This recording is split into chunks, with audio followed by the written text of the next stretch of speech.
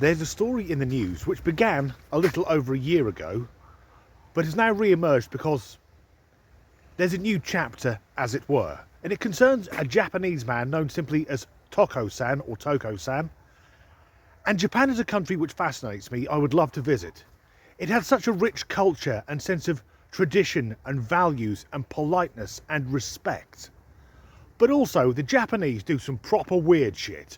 Last year, Toko-san spent the equivalent of £12,500, that's 14,000 US dollars, for a company to make him a special costume so that he could pretend to be a border collie. Now, I admit, I've pretended to be a dog as well, but I was about 2.5 years old at the time, and it didn't cost the same money as a bloody good second-hand car. This man looks like the least convincing lassie ever.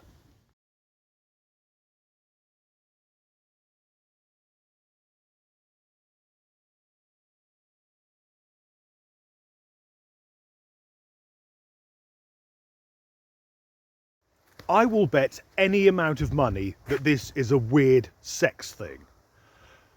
Because until very recently, Toko-san's favourite activities whilst dressed as a border collie were either to be locked in a cage or to have someone put a lead on him and lead him around his apartment. And there's a thing within the gay community where some gay men indulge in the pup fetish, where one or both of them dresses as a dog. Admittedly, they're not spending 12.5 grand on their costumes, but although I'm a big supporter of the gay community, that's all I know about it.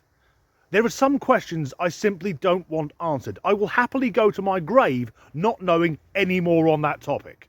And how far is he going with it? Is he cocking his leg to piss up lampposts? Does he shit in his own back garden and someone else has to follow him round with a carrier bag to pick it up and bin it?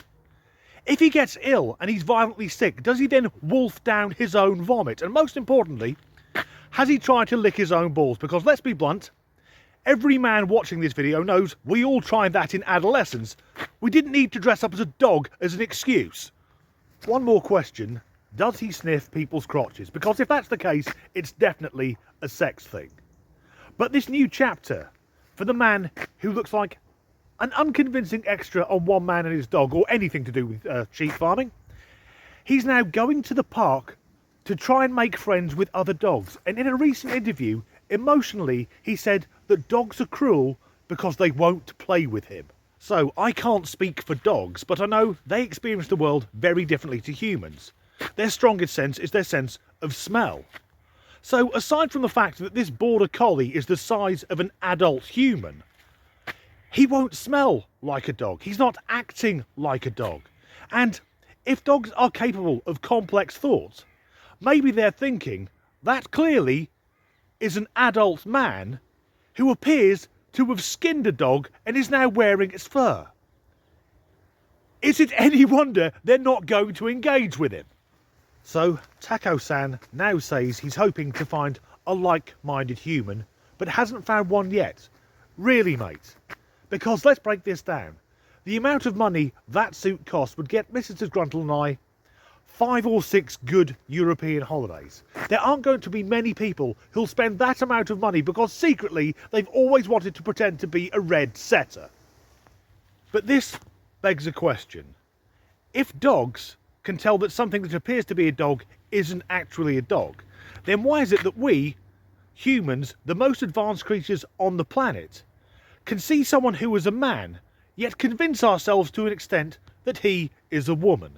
Because at the weekend there was a race in the USA where a trans-identified male finished 5th, whereas if he'd entered the male race, he would have finished in 172nd place, but they claim there's no advantage. Luckily though, the tide of public opinion is turning. Way to keep, bro! Way to keep, bro! Nice job, bro!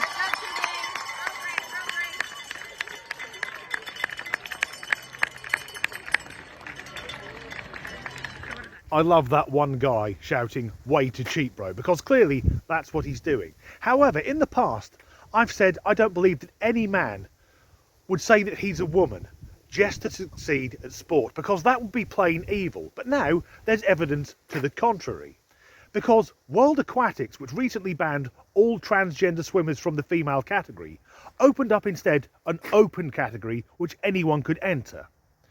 So, it's reasonable to expect that the trans swimmers would enter that one. But no, the event has been cancelled because no one applied to compete. And for me, that proves that trans women competing in women's sport aren't doing so for acceptance or to show who they really are. They're doing it solely because they know they have an advantage and they can dominate actual females, the evil bastards. And suddenly, a Japanese guy dressed as a border collie has got more sympathy from me than any trans athlete ever will. As ever, thanks for watching.